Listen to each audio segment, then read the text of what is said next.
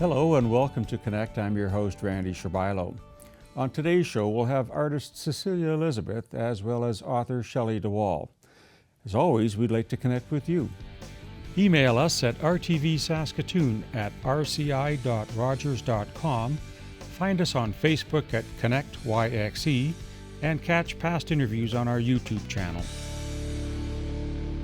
We know it's spring when we can talk about what's going to be happening in our yards, and we have Shelly deWaal with us today talking about her new book that has come out, and I want to first of all welcome you to the studio. Thanks for coming in. Thank you. Let's talk a little bit about the book and the business. Where would you like to go first? Well, I am a landscaper. I have a landscaping company in Saskatoon called the Prairie Planter, and I've been doing that for, I guess, 22 or 23 years.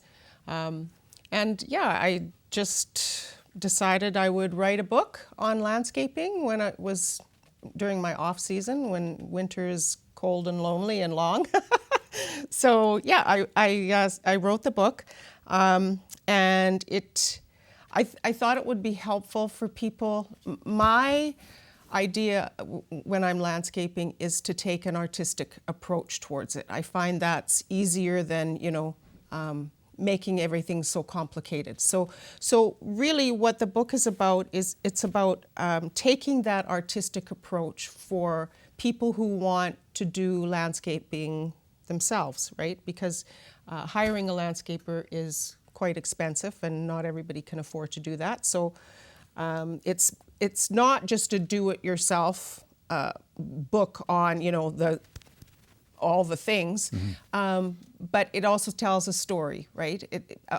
Based on my own experiences as a landscaper and on my clientele and my relationships there, and it's for everyone, mostly for gardeners, obviously, and artists who appreciate art. At the beginning of every chapter, I have a famous artist quote to draw upon, that comparison between art on canvas and living art, because basically artists and landscapers, we're doing the same thing, but our canvas is different, right?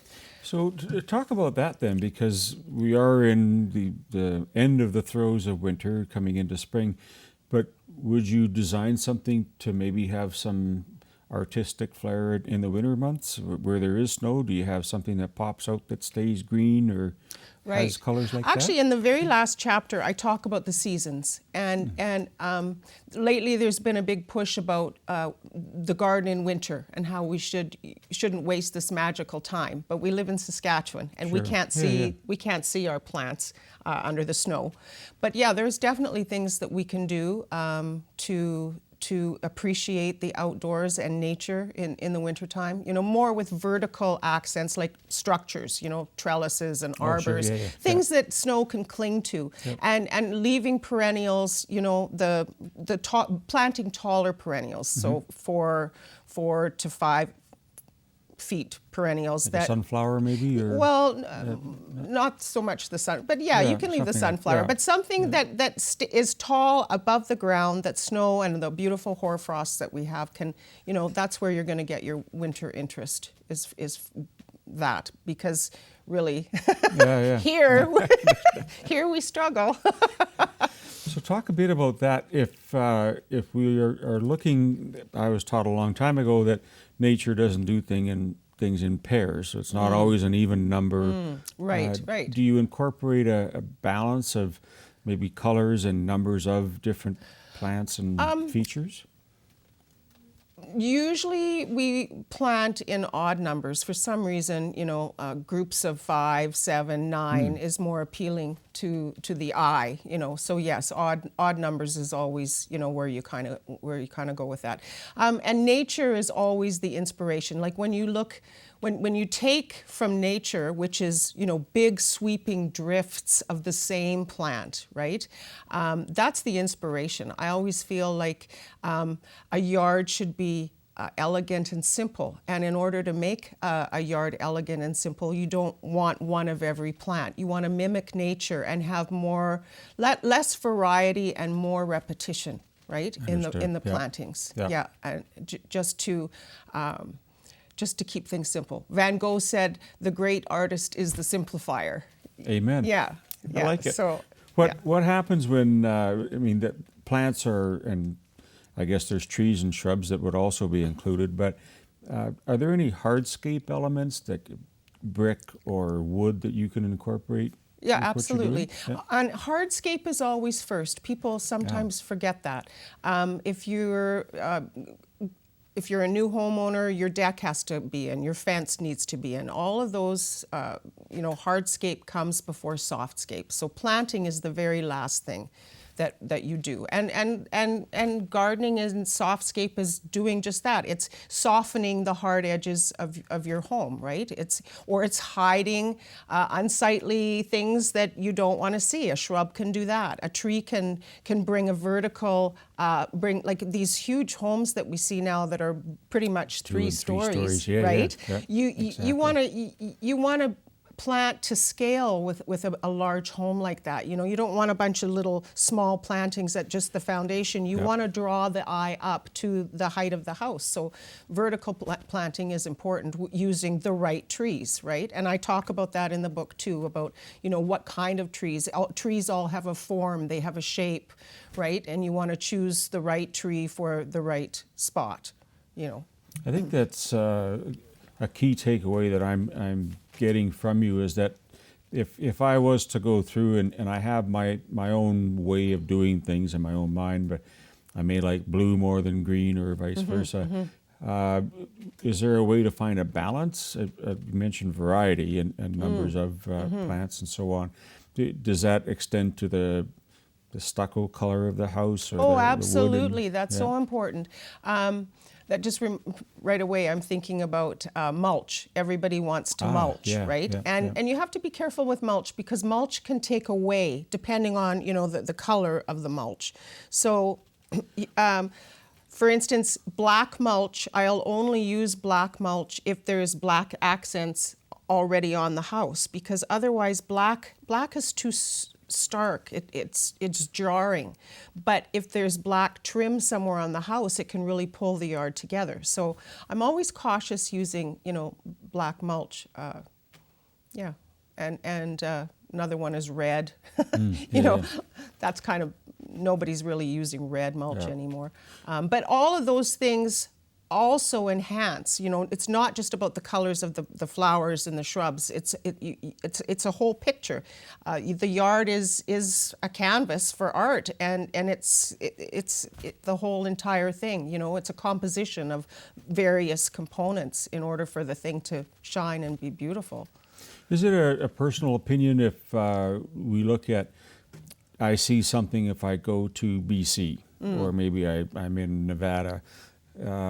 Obviously a cactus won't grow here, but is there a way to incorporate things that we see in other provinces or states? Absolutely. Or do we like to kind of stay with more native plants? And well, we can talk about the native plants after, but getting to the first part about being able to grow things that we can't grow that we want. There's very similar, like one of the things that I talk about, my favorite perennial is called catmint.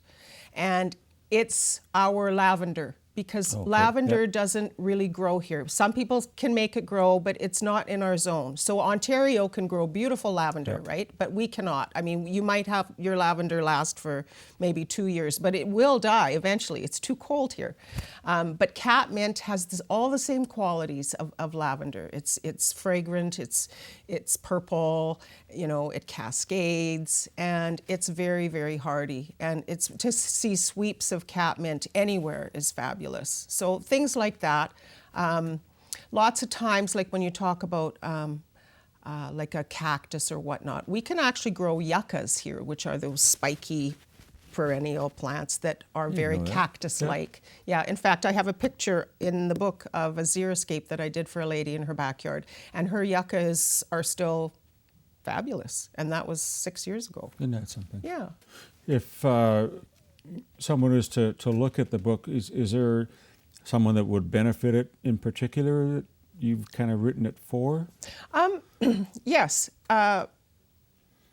I don't want to just say new homeowners or people who are wanting to refurbish a mature yard. Not just that, but there's a chapter on native plants and incorporating them. We need to do that more and more now because of our insect decline. So the way that we can get our insects back is by planting native plants. So I'm learning more about native plants right now because I've never really felt like they're showy enough, right, to plant for my clients. But if we can sneak them in here and there, it's very, very beneficial. And another beneficial thing for insects is actually to reduce our lawn space. I know everybody loves their grass, and and there's nothing wrong with that. We shouldn't rip our lawns out, but we should reduce our lawns, and not have, actually there's what is she? Her name's Rebecca McMacken, and she's a horticulturist,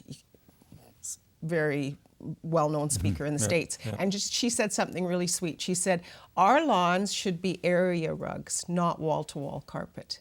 And I thought, that's so perfectly, so well said, because we need our grass. There's no way I want to rip grass out for everybody. And people want to see that. They want to see their grass. We want to go out in our bare feet on our lawns, and we can still do that. But reducing lawn space is important. And also for mature yards, you know how an old lawn gets depleted, right? It just gets tired. And really the only thing you can do is remove it and put in new turf or just reduce it. And I do that a lot for clients. If you're doing that anyway, just accent it with that. Yeah.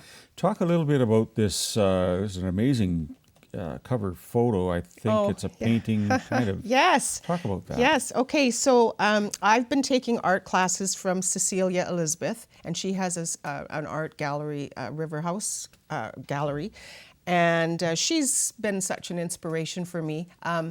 So when I wrote the book, because it is so much about art, right, I wanted a painting of a garden. And it was actually the publisher that said to me they wanted a photograph of a landscape. And I thought, well, I can't really use a photo of one of my clients' yards, for the cover. I guess I could, but that seemed like a hassle. So it was actually the publisher that said, why don't you do half and half? Make us happy and yourself happy. So Cecilia painted the left part of obviously the cover, and then the rest of the garden is a border. It's my border at my house. So it's amazing. Well done. Yeah, they did a nice job with that. And Cecilia is. Because she paints beautiful flowers, paintings of flowers, and that's my favorite. So I thought, why not at the beginning of each chapter put a photograph of one of her paintings? There's a couple of mine, but they're mostly hers. Just to feature and pull that theme together, because the theme again is art in landscape. And these are all pictures of flowers. It makes sense, and absolutely. it made the book more beautiful. Tell us where we can get the book and how can people reach you? On the back, actually, I think it has my prairieplanter.com, my website, so people can reach me that way. The book is available online in all the Indigos, so online at Indigo, Amazon, and obviously through the publisher, who is Friesen Press. And there's physical copies of the book at Indigo in Saskatoon, McNally, and Coles, and there's books in some Indigos in Calgary and Edmonton. Well, thank you so much for enlightening us on this. I hope it's a great season for you. Oh, thank you. And we should maybe do this again. Oh, thank you. Stay with us, folks. We'll be right back.